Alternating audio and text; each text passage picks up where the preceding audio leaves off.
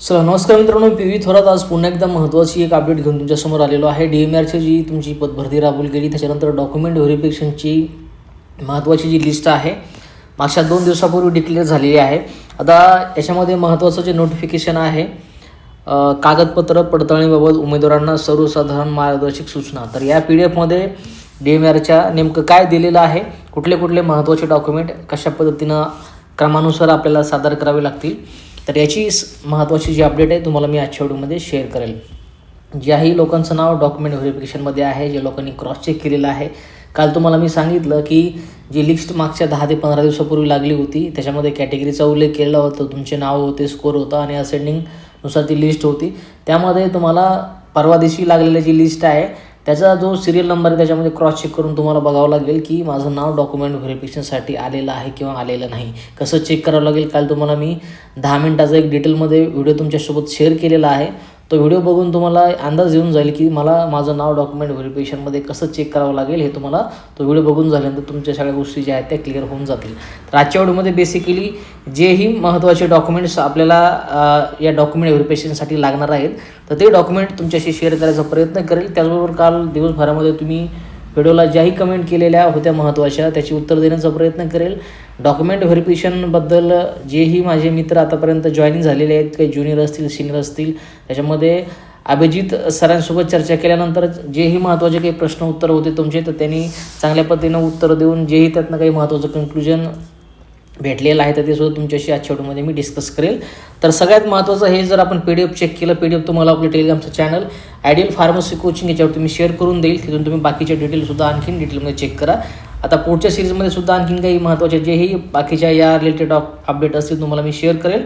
तर आपण जर या पेजवरती आलं शेवटच्या तर तुम्हाला इथे उमेदवारांनी कागदपत्र पडताळणीसाठी येताना ऑनलाईन अर्ज सादर करतेवेळी अपलोड केलेले मूळ कागदपत्र व त्यांच्या छायांकित प्रतीचा स्वयंसाक्षरित म्हणजे सेल्फ अटेस्टेड एक संच खालील प्रमाणे अनुक्रमाने लावून सोबत आणावं लागेल. आता ॲप्लिकेशन फॉर्म भरत असताना आपण जे ही डॉक्युमेंट अपलोड केले असतील, काही ठिकाणी तुमच्याकडे ओरिजिनल सर्टिफिकेट नसल्या कारणाने तुम्ही तिथं रिसिप्ट दिलेली आहे, ती सुद्धा रिसिप्ट तुम्हाला सोबत जे आहे कॅरी करायची आहे. त्याचबरोबर ओरिजिनल सर्टिफिकेट तुमचं आलेलं असेल तर ते सुद्धा तुम्हाला तिथे कॅरी करावं लागेल. बेसिकली सांगायचं झालं तर जेवढेही डॉक्युमेंट आपण ॲप्लिकेशन फॉर्म फिलअप करत असताना दिलेले आहेत तेवढे डॉक्युमेंट आपल्यासोबत असणं गरजेचं आहे.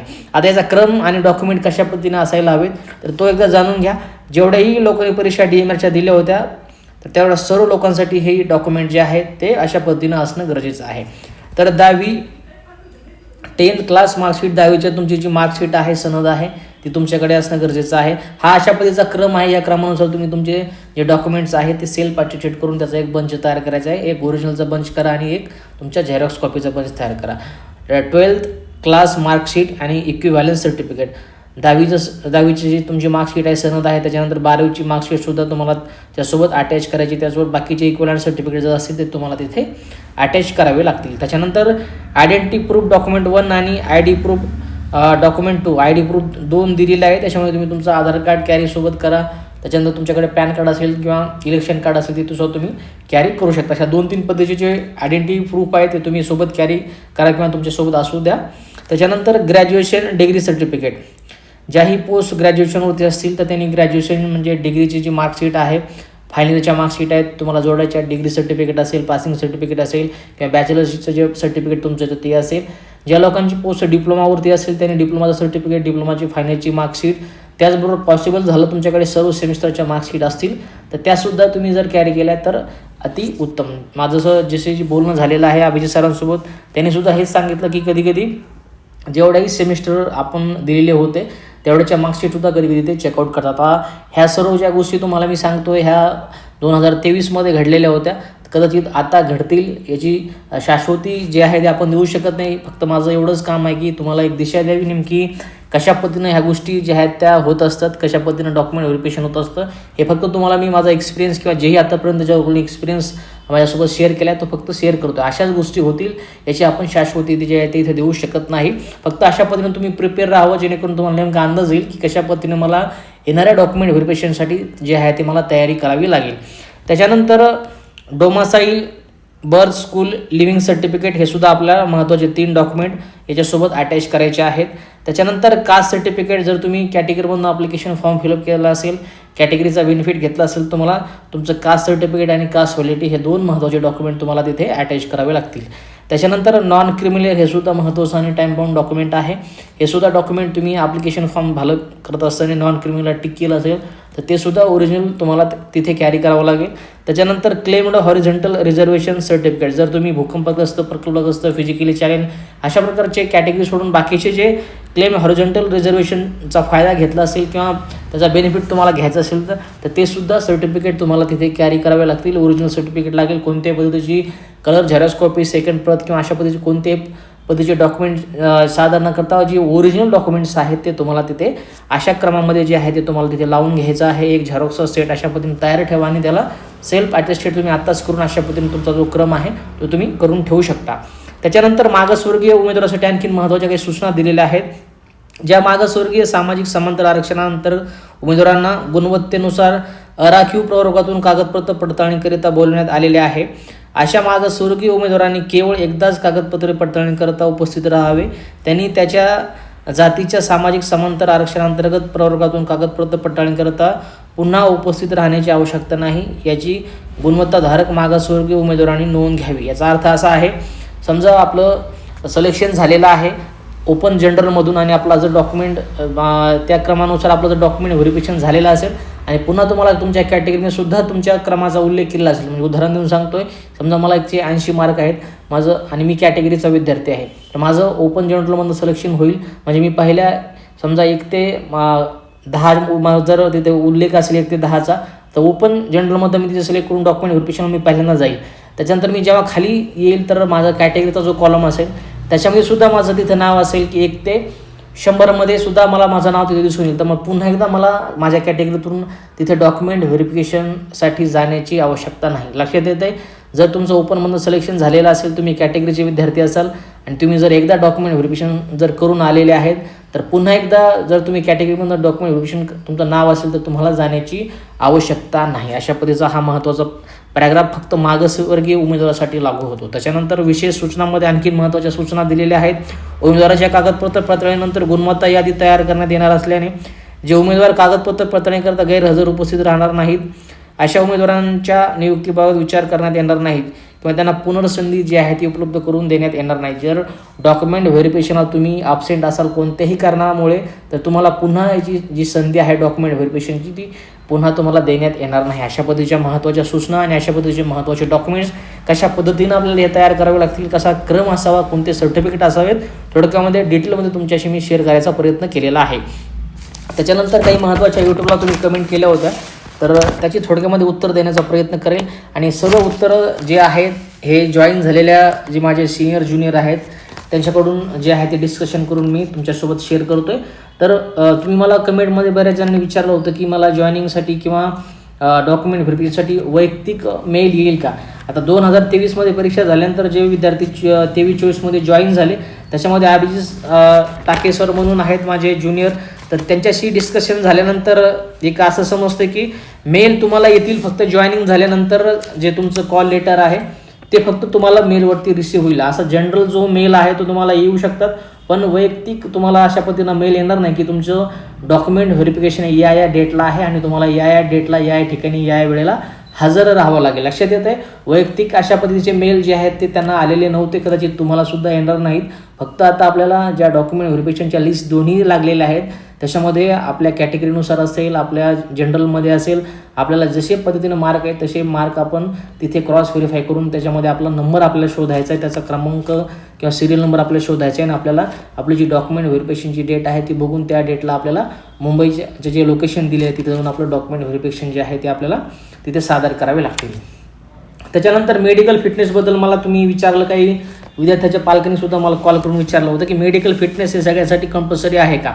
आता हे सुद्धा मी आपल्या त्याच मित्राला किंवा ज्युनियरला विचारल्यानंतर असं सांगितलं की 2023-24मध्ये त्यांना मेडिकल फिटनेस जे आहे ते कंपल्सरी नव्हतं. तर यावेळेस असेल का हे आपल्याला सांगता येणार नाही, पण आपण त्याचं प्रिपेअर करून गेलेलो कधी पण चांगलं. त्याच्यामुळे मेडिकल फिटनेस घेत असताना तुम्ही कोणत्याही एका शासकीय रुग्णालयातून किंवा निमशासकीय रुग्णालयात किंवा कोणत्याही एका प्रायव्हेट डॉक्टरकडून जे तुमचं मेडिकल फिटनेस आहे ते तुम्ही घेऊ शकता. फक्त तो जो डॉक्टर आहे तो एक रजिस्टर प्रॅक्टिशनर असला पाहिजे, त्याचा रजिस्ट्रेशन नंबर असला पाहिजे. त्याच्यावरनं तुम्ही त्याचं जे मेडिकल फिटनेस आहे ते घेऊ शकता आणि विशेषतः तो MBBS असणं गरजेचं आहे. अशा पद्धतीचा अनेक जर F जे आहे मेडिकल फिटनेस अशा पद्धतीचा फॉर्मॅट आहे.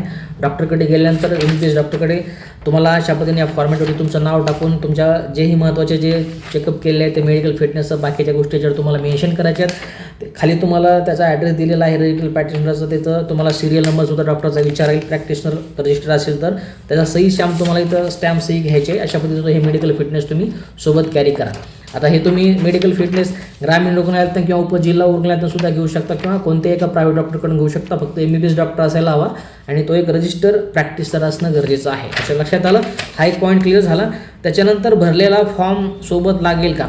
आता काही मला वाटतं काही विद्यार्थ्यांनी मला फोन करून विचारलं होतं की माझ्याकडे ॲप्लिकेशन फॉर्म जेव्हा मी भरला तर तो माझ्याकडे त्याची मूळ प्रत नाही. हे सुद्धा मी मागे वेळेस जॉईन झालेल्या विद्यार्थ्यांना विचारलं की तुम्हाला गेल्या वर्षी डॉक्युमेंट व्हेरिफिकेशनला हा फॉर्म लागलेला तिथं होता का? तर कधी कधी त्यांनी सांगितलं की कधी वेळेस काही पॅनल तुम्हाला भरलेला फॉर्म किंवा ॲडमिट कार्ड जे आहे ते कधी कधी विचारतात किंवा जर तुमच्याकडे ते नसेल तर तुम्हाला डॉक्युमेंट व्हेरिफिकेशन बाहेर काढण्यात येत नाही. फक्त तुमच्याकडून तशा पद्धतीनं अंडरटेकिंग जे आहे ते तुमच्याकडून लिहून घेण्यात येईल. लक्षात येते तुम्हाला या प्रोसेसमधून बाहेर काढण्यात येणार नाही. फक्त तुमच्याकडून थोडक्यामध्ये अंडरटेकिंग जे आहे ते घेऊ शकतात की माझ्याकडे हा ॲप्लिकेशन फॉर्म नाही आहे.